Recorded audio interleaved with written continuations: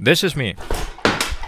I'm training for my first Ironman and also my first 100-kilometer ultra marathon. And this is what my Mondays generally look like. It's a nice chilly Monday evening and I'm here doing my 11-kilometer easy run. And this is just the first of the 8 training sessions that I will be doing this week, including a full distance marathon on a 300-meter track on Saturday. Why am I doing this? Well, because after finishing my first marathon 7 months ago, I realized I could do so much more than I thought I could. And that gave me the push to take on something that my younger self would never think I would be able to do. I want to see how much it takes to run a 100-kilometer ultra marathon and finish a full distance Ironman as a complete newbie all in the same season. And this is my journey.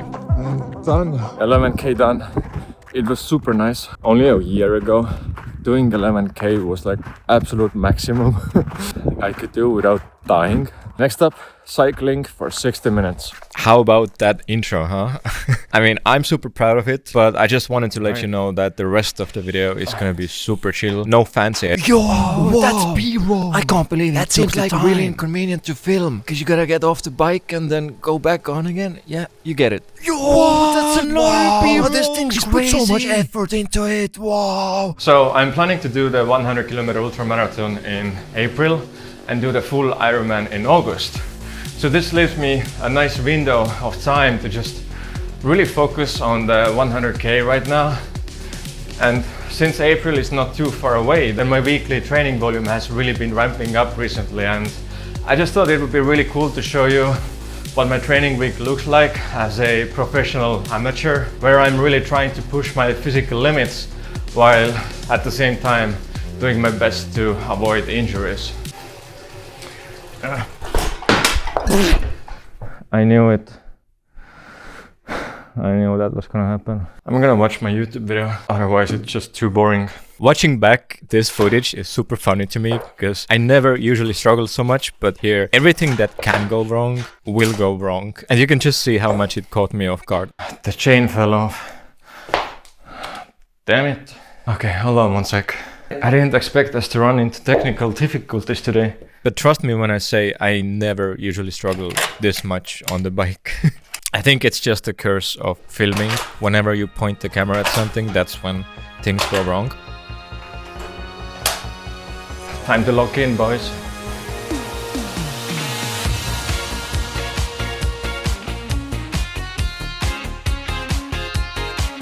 All right, that's 60 minutes done. Now I just need to get off the bike safely. Let's see. Wait. First lower the gear and then oh, here comes the left leg. Off comes the right leg and oh, I did it. That was pretty good. Kust se tuli? No idea. What is this? Oh, it came off the pedal. Oh, I see. Well, that's not good. I'm really curious what's the total training volume gonna be by the end of the week. But for Monday, we have 11 kilometers of running and 60 minutes on the bike.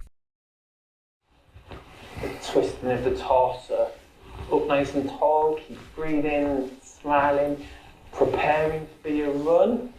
Life lesson for everybody. Proper warm-up really does help. Speaking from experience, because I used to be the guy who just went out to run without any sort of warm-up at all. I was a firm non-believer in warm-ups, but that was when my distances were like 10 times lower as well. So can't really quite get away with no warm-up when doing longer distances. Today is a little bit easier. We're just gonna go out for a small 10k run just to get that mileage in. Look at this. 1, 2, 3, 4, 5, 6, and 7. And I think there's maybe 8 pairs of running shoes, and only these ones actually fit and don't hurt my legs. So I spent a lot of money on running shoes, but in the end I got the ones that work for me. So come on, boy, let's go for a run. The reason I'm really excited for the upcoming marathon on Saturday is because my first marathon, I went in completely blind. I hadn't run more than a half marathon before, so I had no idea what to expect, and because of that I didn't train properly, and by the end of it my legs were completely crushed. I was in the worst pain possible, and after the run I think I couldn't even properly walk for at least a week or so. So it was pretty terrible. And now with my second marathon, it's gonna be interesting to see how much my body has adapted, and it's gonna be a really good indicator to seeing how ready my body will be for the 100k ultra marathon. Like, I know it's definitely not gonna be as bad as it was the first time, but I just wanna see the result, you know, what it's gonna be. So many questions. I just wanna know. Honestly, it's so crazy to me that doing a marathon is just a training day for me. What? How did I get to this point? So it feels surreal. I feel so badass. It does. It absolutely does feel badass. And I 100% deserve to pat myself on the back for this, knowing where I came from. But I still have to actually run the marathon on the weekend, so let's not get too far ahead of ourselves yet. And yeah, filming yourself running is a super awkward thing to do. And I don't know how the running influencers do this. See, that's the thing. That's the thing right here. I could never do this during the daylight when there's other people around. There we go. 10k done. Hello, beautiful. It is Wednesday evening and we're gonna go running again. It's gonna be a 9-kilometer tempo run, which I haven't been looking forward to because it's gonna be pretty brutal. Here's exactly what it looks like. Let me explain in simple terms. So this area here indicates that first you go fast, then you rest a little bit, just enough that you start to feel okay again, but not really. And then you go even faster and you're completely exhausted, you get to rest again, and then you repeat that 4 times over. So that by the end of the workout, you are happy, but completely exhausted. The only issue was just listen to the sounds of... It's not nice at all. Yeah, that's kind of nasty, but it is what it is. At least I had fun filming this, because just look at me sprinting. You know, it's not easy to run while holding a phone in one of your hands and sprinting at the same time. Anyways, it's good fun, and this brings the total running to 30 kilometers this week. Also, I hope you enjoyed the fact that throughout this run there's not been a single steady shot. It's all just just like this. I am out here running again, but today is actually my rest day, and the only reason I'm running right now is because I've been running every single day for over 150 days now. Even on rest days I just do like a 1k run, even less, just to keep the streak going. Leading up to the marathon, everything has been going great so far. On Friday, I was feeling really hyped about tomorrow's marathon. And of course I'm out here running again. Tomorrow is the big day. But, you know, sometimes life just loves throwing rocks at you whenever you feel too good about yourself. Honestly, my legs right now are not feeling too well, so that makes me a little bit worried. But I hope it will be better tomorrow. Otherwise, tomorrow is gonna be a struggle. Even though it's just a 5k run and I'm like 3k in, I'm in proper pain right now. My ankle is hurting. Both of my calves are hurting.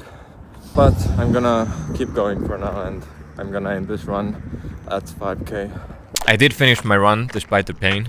My legs were feeling super heavy. Really got me worried. And I did a light 60-minute bike workout after. And then I went to bed hoping that tomorrow my legs will not fail me.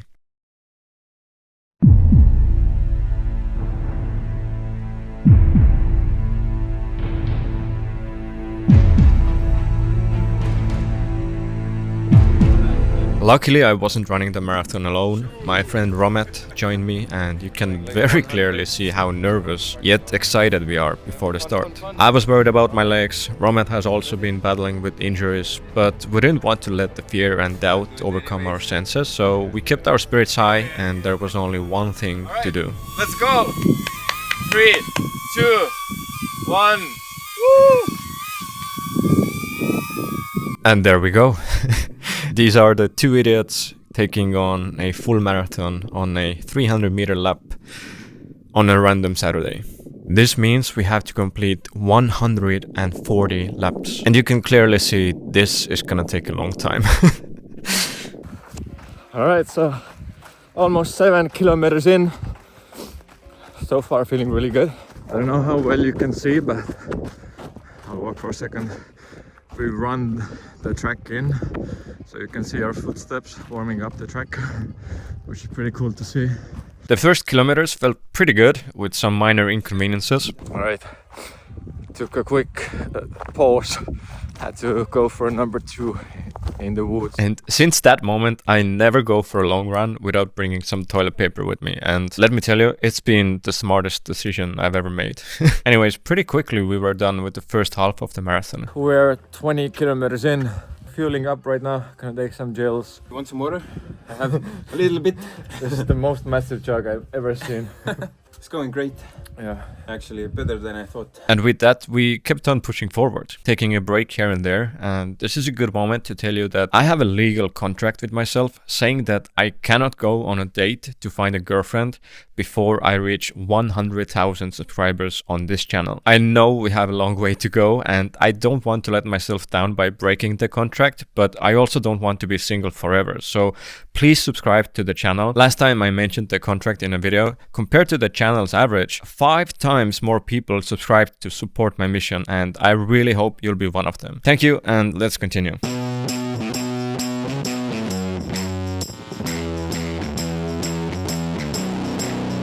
We are currently 30 kilometers in, only 12 to go.